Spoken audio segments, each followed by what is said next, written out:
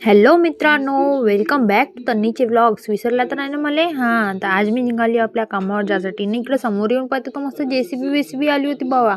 फिरसे आमच्या इकडलं काम चालू होते का तर माहीत नाही रोडचं. हर वेळेस असे होते, चालू होते का मग काही कारणानं बंद होऊन जाते. या सरपंच भाऊचे काय म्हणणं आहे मला नेमकं समजायलाच नाही होऊन राहिलं. मग आम्ही सायंकाळी मस्त दुकानामध्ये खाल्ली होती भेल.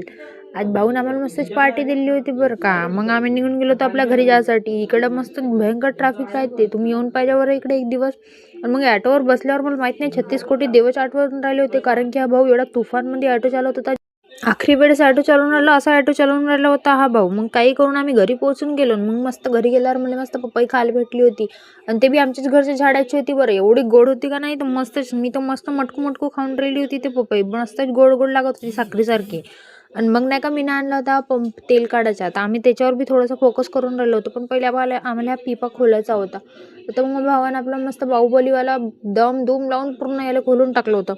मग आम्ही त्याच्यानंतर याच्यामध्ये टाकला होता हा पाईप. आणि पाईप टाकल्यावर हे ना खोललंच नव्हतं. आम्ही मस्त पुश करून राहिलो होतो, तेल कुठून निघणार आहे. मग आम्ही ना ते खोललं, त्याचे झाकण वगैरे, आणि मग मस्त पुश करू करू तेल काढलं. मग मी ना मायवाले 2-4 हे घेऊनच घेतले ते शूट. मग म्हणलं मग भावाला व्हिडिओ बनव, म्हणलं चांगली दिसतो म्हणलं. तर आजसाठी एवढंच, भेटूया नेक्स्ट व्लॉगमध्ये. बाय.